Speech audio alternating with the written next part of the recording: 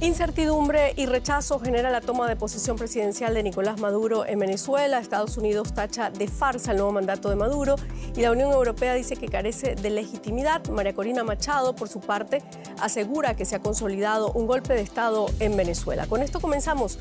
Los saluda Silvia Cabrera desde Berlín. Titulares. El chavismo celebra la investidura de Nicolás Maduro en Venezuela en medio del rechazo internacional y las denuncias de fraude. Edmundo González Urrutia llama al ejército a desconocer las órdenes del gobierno, mientras María Corina Machado alerta de la detención de más de 30 personas en las últimas horas. El canciller alemán Olaf Scholz fue elegido formalmente este sábado como candidato del Partido Socialdemócrata a las elecciones anticipadas del próximo 23 de febrero. Scholz pronunció un discurso contra la ultraderechista Alternativa para Alemania y atacó a los conservadores.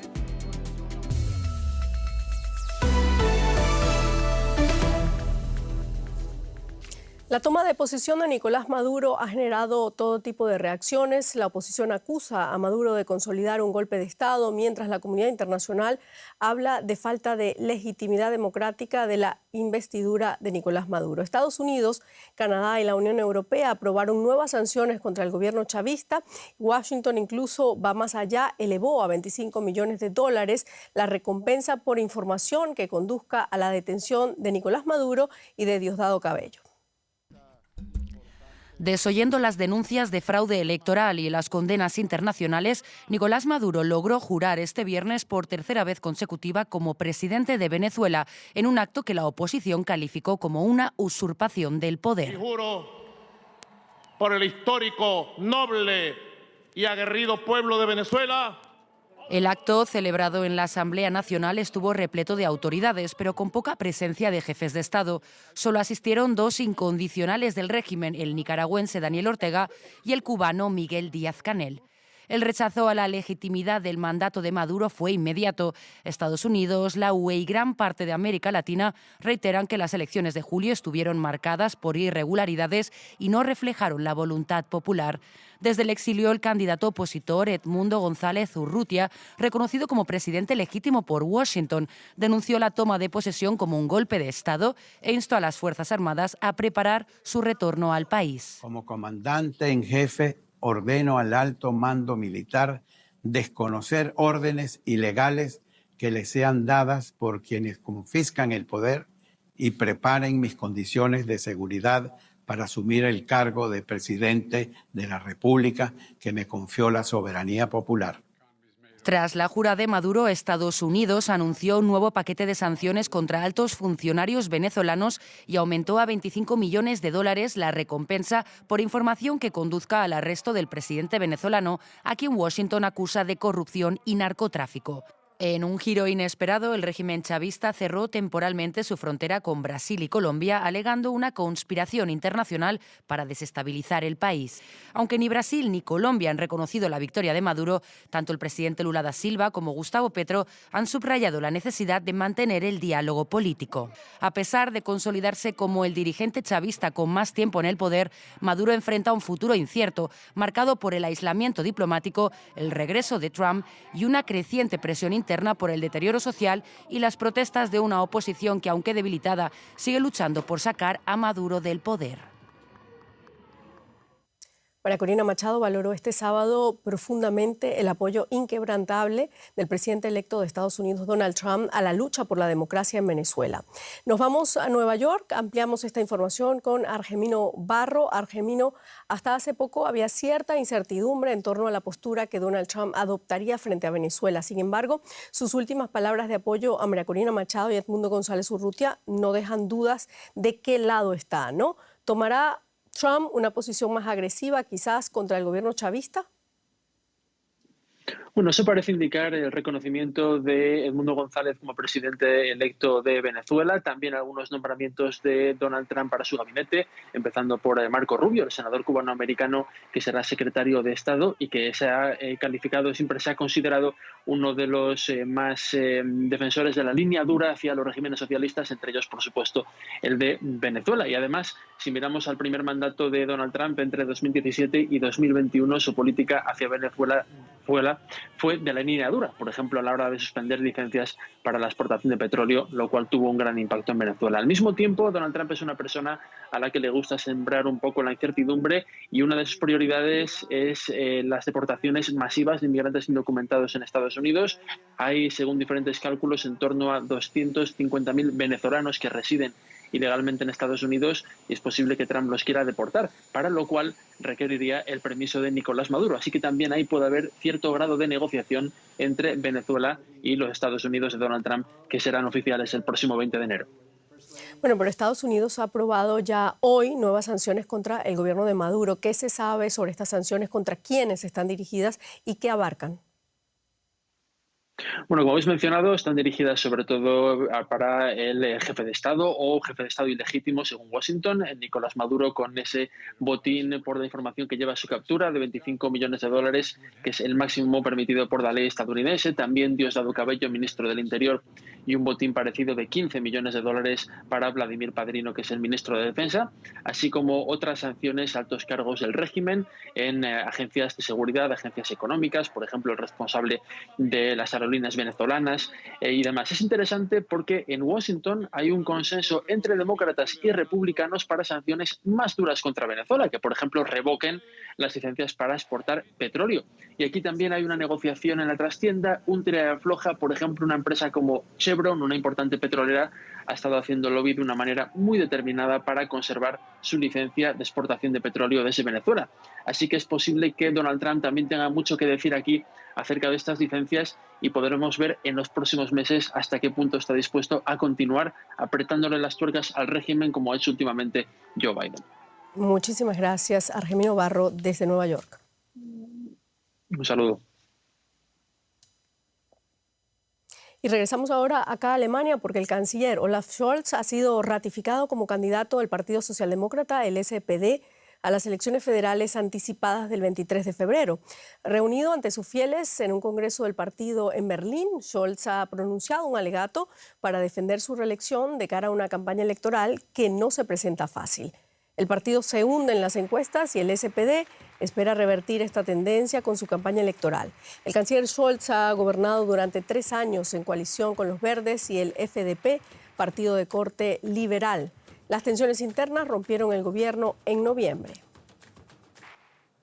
Bueno, Úrsula Moreno, nuestra analista política, nos acompaña acá en el estudio. Úrsula, bueno, acabas de llegar del Congreso del partido. Quería que nos comentaras esto porque las encuestas relegan a los socialdemócratas a un tercer puesto. ¿Qué posibilidades tiene Scholz entonces de ganar en esas elecciones de febrero? Muy pocas.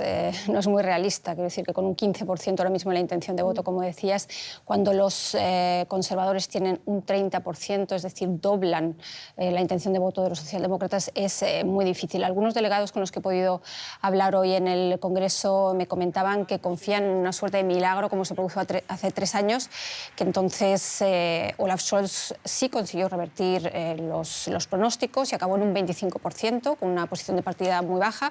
Pero claro, entonces tuvo 6 meses para revertir esas encuestas, ahora son 6 semanas. Esto es una campaña electoral express, se puede decir. Así que la mayoría de los delegados con los que hablé hoy me dijeron que aparte de un milagro hace falta ayuda externa, es decir, que el líder de los conservadores, Friedrich Merz, cometiera realmente errores de gravedad durante estas semanas que realmente le quitaran las opciones a la Cancillería.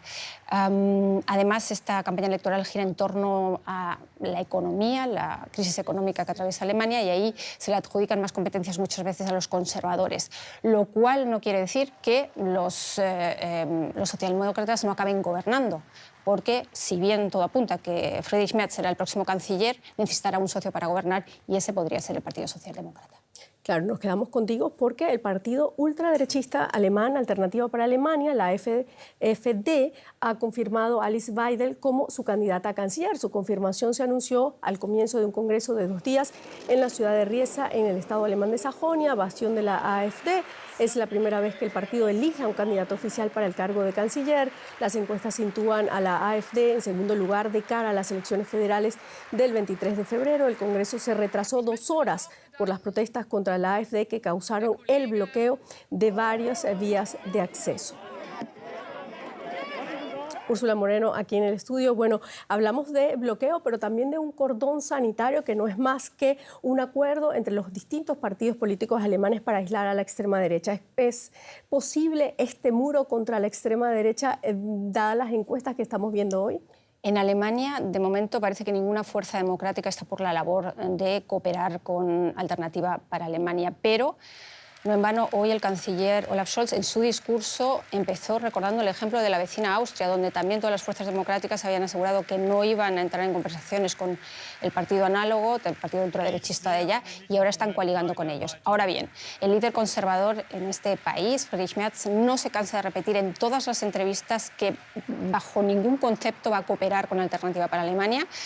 Dice que son nazis, que a Alemania no le hace falta otro 1933, es decir, cuando Hitler llegó al poder, que no necesitamos aquí una nueva era nazi. Es decir, prácticamente garantiza con su persona, con su nombre, que no va a haber tales alianzas. Cabe recordar la radicalidad de Alternativa para Alemania, que lo hemos visto hoy en ese discurso de Alice Weidel en Sajonia, en donde ha dicho, por ejemplo, ha llamado abiertamente a la remigración, a la expulsión a gran escala de migrantes. Ha dicho que cerraremos las fronteras a cal y canto, prometió deportaciones a gran escala. Cabe preguntarse a quién va a deportar, porque en este país hay más de 20 millones de personas con trasfondo migratorio. Un discurso muy radical que habrá que ver cómo cala en el electorado. Ahora mismo está entre un 19 y un 21% de la intención de votos. Habrá que ver cómo cae ese discurso. Claro, muchísimas gracias, Úrsula Moreno. Otros temas. El primer ministro de Israel, Benjamin Netanyahu, envió este sábado a Doha una delegación encabezada por el jefe del Mossad para negociar una tregua de paz en la Franja de Gaza. Familiares y simpatizantes de los rehenes israelíes retenidos por Hamás salieron a las calles este sábado en su protesta semanal, exigiendo al gobierno que llegue a un acuerdo que garantice la liberación de los detenidos. El Ministerio de Salud de la Franja de Gaza, controlado por Hamás, anunció que al menos 32 personas murieron en las últimas 48 horas en el territorio palestino por bombardeos israelíes. Con ello, la cifra de muertos superaría ya los 46.000 y hay más de 109.000 heridos desde que estalló el conflicto el 7 de octubre del 2023. Vamos ahora con un resumen de otras noticias importantes del día. El enviado especial para Ucrania del presidente electo Donald Trump advirtió que el mundo debe volver a una política de máxima presión sobre Irán para convertirlo en un país más democrático. Durante un acto de la oposición iraní en París, Kate Kellogg dijo que ahora es el momento de aprovechar la actual debilidad de Irán. Las fuerzas de Ucrania capturaron a 2 soldados norcoreanos que combatían junto con las tropas rusas en la región rusa de Kursk. Así lo informó el presidente ucraniano Volodymyr Zelensky en un comunicado en la plataforma X. Es la primera reivindicación de este tipo desde que Pyongyang envió miles de soldados para apoyar el esfuerzo bélico de Moscú. Ni Rusia ni Corea del Norte se han pronunciado. Y nos vamos a Estados Unidos. Las llamas no dan tregua en Los Ángeles y tras 5 días de incendios incontrolables, el balance es desalentador. 11 muertos, al menos 13 desaparecidos, más de 150.000 evacuados y miles de viviendas y negocios destruidos. Este sábado, el mayor de los 5 focos activos, el de Pacific Palisade, avanzaba hacia los barrios de Encino y Brentwood, uno de los más acaudalados. Aunque se desconoce todavía la causa, el gobernador de California, Gavin Newsom, ordenó una investigación de los sistemas de distribución de agua de la ciudad por fallas en el suministro cuando comenzó el fuego. Las pérdidas del peor incendio en la historia de Los Ángeles se calculan en hasta 157.000 millones de dólares. Y en La Paz, Bolivia, se celebró este sábado el Día Nacional del Acullico, un evento que reivindica el masticado de la hoja de coca, así como el uso medicinal de esta planta, que suele vincularse solo con la producción de drogas ilícitas. En esta feria se exhibieron productos como medicinas, cosméticos, infusiones, harina y bebidas energizantes. Además, se llevaron cientos de sacos con la hoja para que los asistentes acudieran o pudieran acuquillar o masticar. El presidente boliviano Luis Arce destacó la importancia de la hoja, considerada sagrada por la Constitución, y dijo que espera la reclasificación del arbusto para lograr exportar productos ilícitos derivados. Y con esto terminamos nuestro informativo. Muchísimas gracias por habernos acompañado. Hasta luego.